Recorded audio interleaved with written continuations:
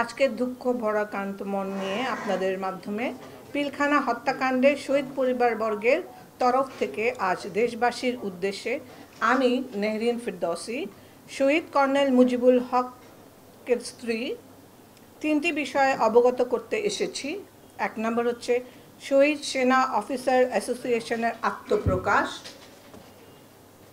২ নম্বর হচ্ছে ২৫শে ফেব্রুয়ারিকে জাতীয় শহীদ সেনা দিবস ঘোষণা, এবং ৩ নম্বর হচ্ছে ছাত্রদের প্রতি শহীদ অফিসার পরিবারের বার্তা। আপনাদের ১ নম্বর হচ্ছে আপনাদের সকলের অবগতির জন্য জানানো যাচ্ছে যে শহীদ পরিবারের পক্ষে আমরা গত ১৬ বছর ধরে প্রতি বছর ২৫শে ফেব্রুয়ারি প্রায় ৩ থেকে ৪ হাজার মানুষের জন্য দোয়া মাহফিলের আয়োজন করে থাকি। আমরা শহীদ পরিবারবর্গের ৪০ থেকে ৪৫টি পরিবার এই এই দোয়া মাহফিলটা আয়োজন করি। আমাদের শহীদ পরিবারের কেউ কেউ নিজ নিজ দেশের বাড়িতে মিলাদ বা দোয়া মাহফিলের আয়োজন করেন, যেহেতু কিছু শহীদ পরিবারের তাদের নিজ নিজ বাড়িতে সমাহিত করা হয়েছে। সেই কারণে গত ১৬ বছর ধরে শহীদ পরিবারের সদস্য হিসাবে একসাথে এতদিন ধরে সম্মিলিতভাবে সংবাদ সম্মেলনগুলো করে এসেছি। সম্মিলিত শহীদ পরিবারের সদস্যদের সম্মিলিতে আমরা সিদ্ধান্ত নিয়েছি যে আমরা একটি শহীদ সেনা অ্যাসোসিয়েশন গঠন করব। ২০০৯ সালের বিডিআর হত্যাকাণ্ডে যে কোনো শহীদ পরিবারের সদস্য এই অ্যাসোসিয়েশনের সদস্য হতে পারবেন। কাজের সুবিধার্থে এই মুহূর্তে একটি আহ্বায়ক কমিটি গঠন করা হয়েছে। আপনাদের কাজের প্রয়োজনে সম্মিলিত শহীদ পরিবারের বক্তব্য অথবা স্টেটমেন্ট প্রয়োজন হলে এই নবগঠিত শহীদ সেনা অ্যাসোসিয়েশনের সঙ্গে যোগাযোগ করবার জন্য অনুরোধ করা হলো।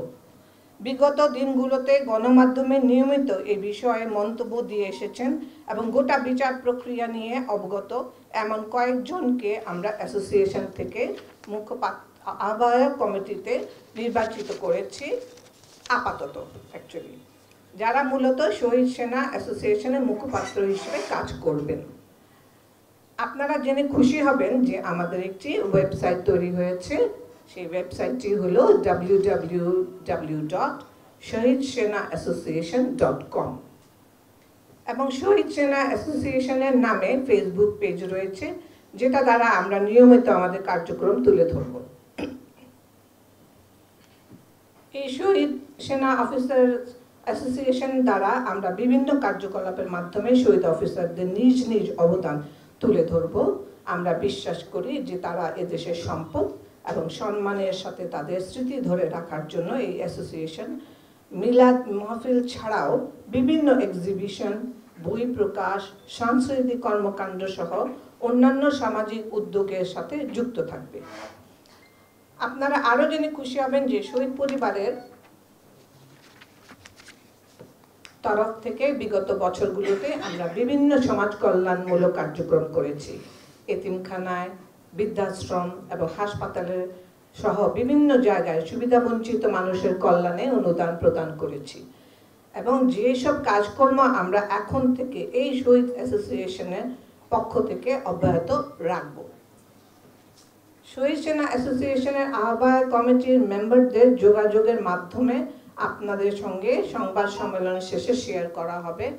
আপনারা কার কার সাথে যোগাযোগ করলে আপনারা তথ্য জানতে পারবেন। ২ নম্বর হচ্ছে গত ১৬ বছর ধরে আমরা শহীদ সেনাবর্গ পরিবারবর্গ ২৫শে ফেব্রুয়ারিকে যেন শহীদ সেনা দিবস হিসাবে ঘোষণা করা হয় সেই দাবি করে এসেছি। সর্বশেষ ফেব্রুয়ারি ১ তারিখে মাননীয় সেনাপ্রধান শহীদ পরিবারের একটি প্রতিনিধি দলকে সেনা সদর দপ্তরে আমন্ত্রণ জানান এবং আমাদের আশ্বাস দেন যে এই দিনটিকে যেন জাতীয় শহীদ সেনা দিবস হিসাবে ঘোষণা করা হয়। এই মর্মে সেনাবাহিনী সরকারের কাছে জোর আবেদন জানাবেন। আমরা শহীদ পরিবার মনে করি এই দিবসটি গ্যাজেট আকারে ঘোষণা দেওয়াটা শুধুমাত্র শহীদ পরিবারের নয়, তবে গোটা সেনাবাহিনী ও তাদের প্রাক্তন সদস্যগণ, গোটা দেশবাসী সম্মিলিত দাবি।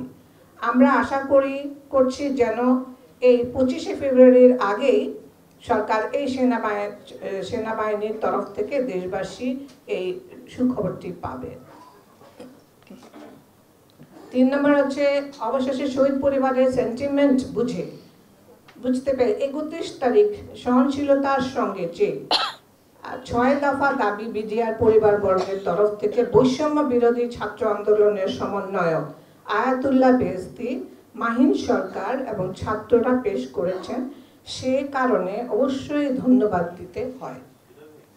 শহীদ সেনা অ্যাসোসিয়েশনের পক্ষ থেকে আমরা মনে করি রাষ্ট্রের যে কোনো মানুষের ন্যায় বিচার পাবার অধিকার আছে। সরকারকে নিশ্চিত করতে হবে সবাই যেন ন্যায় বিচার পায়। বিডিআর হত্যাকাণ্ডের চলমান বিচার প্রক্রিয়া, নবগঠিত কমিশন বা অন্যান্য আইনি বিষয়ে কিছু গুরুত্বপূর্ণ দাবি বিষয়ে শহীদ পরিবারের মন্তব্য জানাতে চাইলে আমাদের নির্ধারিত প্রতিনিধির সাথে যোগাযোগ করবার জন্য বিনীত অনুরোধ জানাচ্ছি। জেলের ভেতর যে সমস্ত বিডিআর সদস্যের অস্বাভাবিক মৃত্যু ঘটেছে, এই রহস্য উন্মোচন করা প্রয়োজন। ঘটনার পেছনে ষড়যন্ত্রকারীরা আছে বলেই নভেম্বর মাসে শেখ হাসিনা সহ অনেকের বিরুদ্ধে আন্তর্জাতিক অপরাধ ট্রাইব্যুনালে অভিযোগ দায়ের করেছে শহীদ পরিবারবর্গ। সর্বশেষ বলতে চাই, বিগত 29 তারিখের প্রেস কনফারেন্সের পরে আমরা শহীদ পরিবারবর্গ দাবি করেছিলাম যেন ন্যায় বিচারের স্বার্থে হত্যা মামলার আসামিদের আইনের ঊর্ধ্বে গিয়ে অবিলম্বে মুক্তি দেয়া না হয়। এরপর থেকে আমরা আমাদের সদস্যের কিছু মহল থেকে হুমকির সম্মুখীন হয়েছে, যেটা অত্যন্ত দুঃখজনক এবং অপ্রত্যাশিত।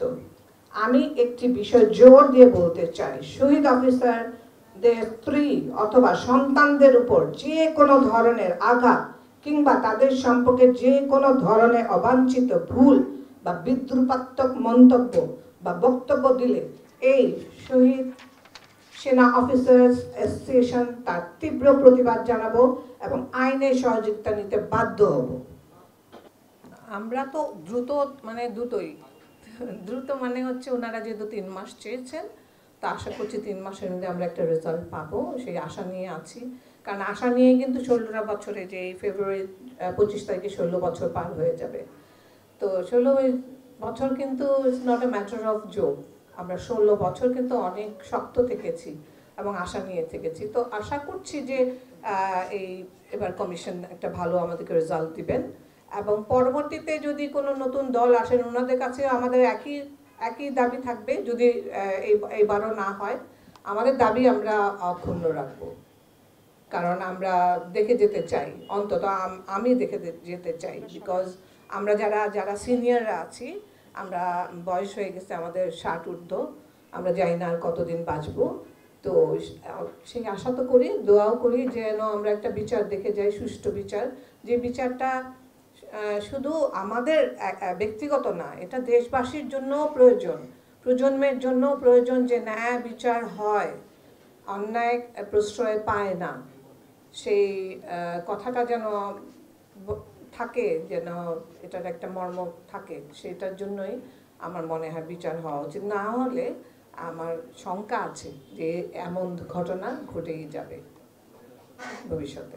ধন্যবাদ। Thank you.